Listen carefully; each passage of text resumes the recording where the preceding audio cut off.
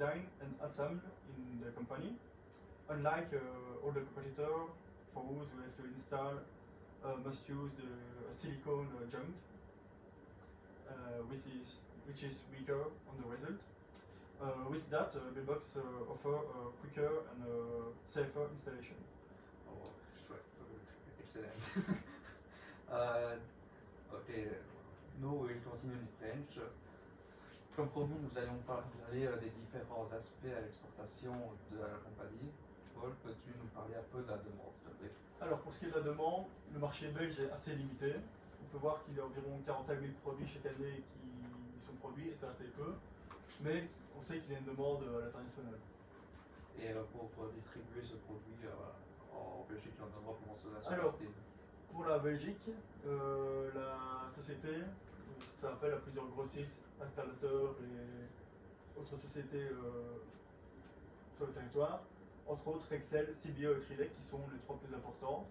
Ces sociétés lui permettent de distribuer en Belgique et au Luxembourg principalement, mais aussi dans les autres pays. Mais elle fait également appel à des sociétés indépendantes et des grossistes locaux qui lui permettent d'aider à exporter à plus longue distance.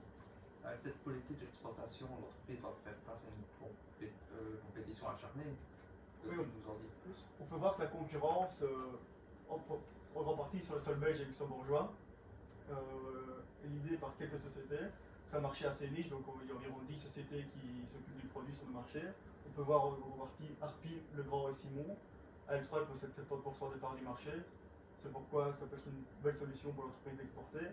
Mais ce ne sont pas les seules sociétés, il y a aussi des sociétés allemandes qui proposent des produits souvent plus haut de gamme, à des prix plus chers, mais aussi des sociétés chinoises qui proposent un produit low cost, mais à un prix moins élevé. Et afin de faire découvrir ce produit aux consommateurs clients, comment se passe la publicité? Alors, Buildbox propose déjà des catalogues et des supports publicitaires. Elle les propose en diverses langues, ce qui permet de découvrir un maximum de parties dans le monde. Elle utilise bien évidemment les réseaux sociaux et un site web. Puis grâce au soutien de la WEX, elle a pu aller se faire connaître dans différents foires et salons internationaux, ce qui les aide à trouver de nouveaux clients pour l'export. La société fournit bien évidemment des échantillons partout où elle va. Bien sûr, j'imagine qu'il faut le transport, et ça nous y reviendrons plus tard à l'état de l'exportation, mais peux-tu nous parler un peu plus précisément de l'emballage et du conditionnement, s'il te plaît? Alors, Buildbox a attaché un point fort, avoir un packaging très spécifique pour faire accroître son image de marque, bien évidemment. Alors, ce packaging est ciblé par client et de nouveau est disponible en 6 langues. Il est très intuitif et donc très facile pour utiliser tout ce qui est self-service. Pour ce qui est du packaging en lui-même, il est composé de deux parties. Une partie avec le produit qui sera livré dans un premier temps, que l'installateur utilisera en premier pour installer son produit. Et ensuite, il y a le deuxième paquet contenant le couvercle et tout ce qui est câble électrique. Ça va, merci. Comme je vous l'ai dit tout à l'heure, nous allons un peu parler des canaux d'exportation. Donc, Dorothée, je t'en prie, parle-en-nous un petit peu. Donc, tout d'abord, Buildbox, principalement ses clients sont en Europe, parce que hors de l'Europe c'est compliqué, mais j'en reviendrai après. Tout d'abord, pourquoi en Europe? Parce qu'en Europe c'est beaucoup plus facile pour une petite société de pouvoir vendre et écouter ses produits. Grâce à quoi? Grâce au libre-échange, à la libre économie, ce qui permet à Buildbox de pouvoir exporter tous ces produits facilement dans tous les pays de l'Europe. Et deuxièmement, il y a un réseau autoroutier qui est vraiment très développé, même routier, très développé en Europe, qui permet au transport d'acheminer facilement le produit jusqu'à ses clients sans problème. Et parlant de transport, où se fait le transfert de propriété de risque? Tout d'abord, dans le transport, Buildbox utilise DHL, je ne l'ai pas dit mais je le dis maintenant. Et concernant le transfert des risques, c'est un incoterm. L'incoterm que Buildbox utilise, c'est l'incoterm X-Work. Pourquoi cet incoterm-là? Parce que c'est l'incoterm le moins risqué, donc il demande le moins de frais administratifs. Comme Buildbox est une petite société, c'est compliqué d'avoir beaucoup de frais, donc il utilise cela. Ce qui vont donc dire que dès que Buildbox, son produit est finalisé et emballé, donc il l'emballe, il l'amène chez DHL, et DHL se charge du reste, il n'a plus rien à faire. Et donc ce qui concerne les frais de livraison, c'est pour le client, ce n'est pas Buildbox qui s'occupe de cela. Donc j'imagine que c'est pour ça qu'ils exportent seulement en Europe et pas dans un autre continent. Oui. Hors de l'Europe, il y a beaucoup de risques, mais Buildbox cherche quand même à avoir des clients hors de l'Europe parce qu'il va à des foires, il y a des salons internationaux où il rencontre des clients hors de l'Europe. avec ces clients-là, c'est facile de créer une vente, mais c'est très compliqué de suivre cette vente. Parce que s'il faut beaucoup de frais, comme c'est une petite société, il faut beaucoup de frais et c'est compliqué pour Box. Il y a beaucoup de risques. Et quels sont-ils? Il y a tout d'abord les risques politiques, qui veut donc dire que dans tous les différents pays du monde, il y a différentes normes, différentes lois.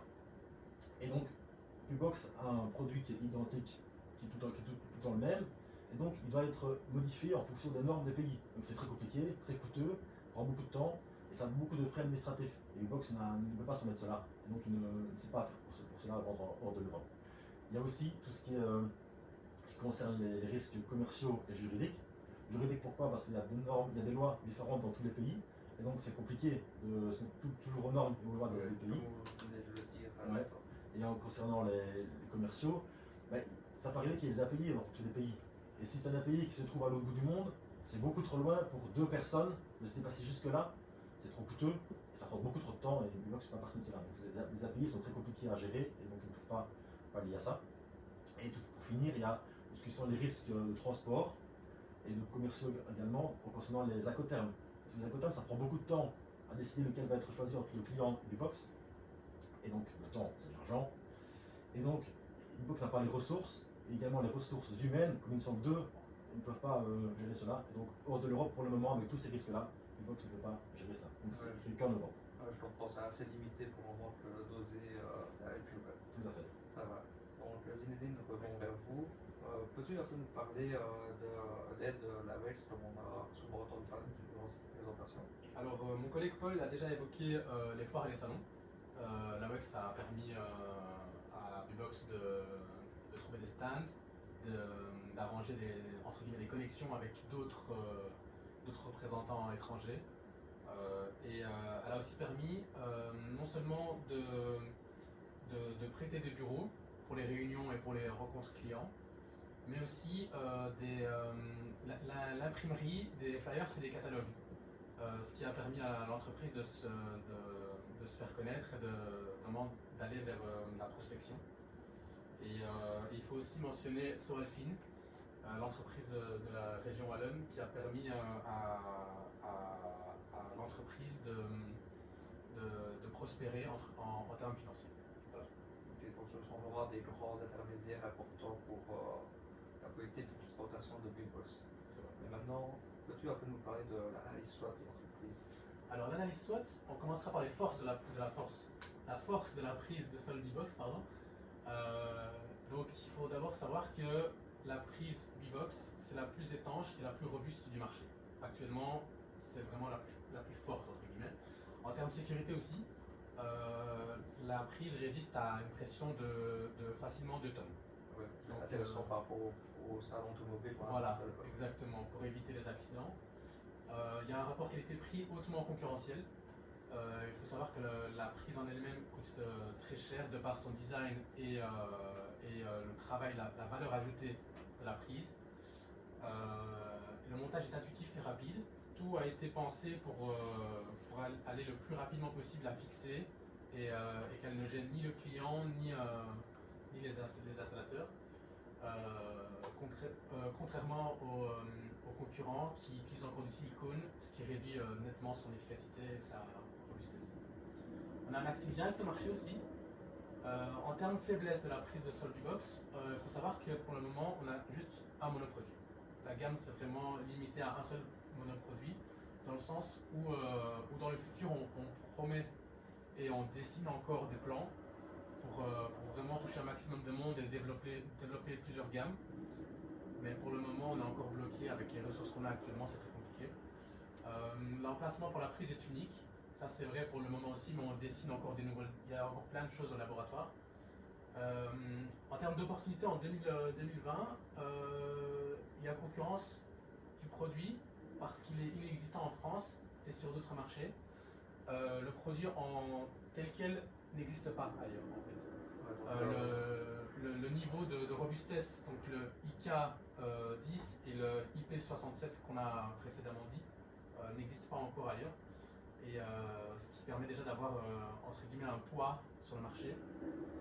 On apporte aussi de nouveaux produits complémentaires de fabrication interne mais aussi d'achat externe.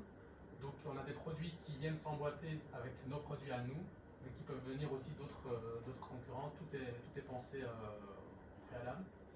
En termes de menaces, malheureusement, l'entreprise fait face à des grandes menaces aussi, il faut le savoir. Il y a une concurrence élevée sur le marché électrique. Donc on a parlé précédemment d'Arpi, Simon, Legrand, etc. Comme j'ai expliqué tout à l'heure, on a une gamme qui n'est pas encore assez développée par rapport aux autres groupes internationaux qui ont un poids beaucoup plus important que notre petite société à nous. Et on a un risque de copie élevé, dans le sens où le temps de fabriquer le produit, un concurrent a déjà mis beaucoup plus de moyens financiers et de moyens matériels à le copier beaucoup plus rapidement et déjà le mettre sur le marché. Ça va, je comprends très bien. Merci à vous trois d'être intervenus. Maintenant, nous allons conclure avec la conclusion. Donc, Vibox, c'est une jeune entreprise liégeoise se situant à Grasse-Lagne qui fait face à une grande compétition et qui commercialise des prises au sol, que ce soit en Belgique ou bien en Europe, mais n'ose pas encore l'exportation sur d'autres continents tels que l'Amérique, car les moyens financiers et humains ne sont pas assez suffisants actuellement. Et afin de vendre ses produits en Europe et en Belgique, l'entreprise fait appel à DHL via l'Incoterms Export. Merci d'être venu, à vous trois, et j'espère une prochaine fois. Merci à vous.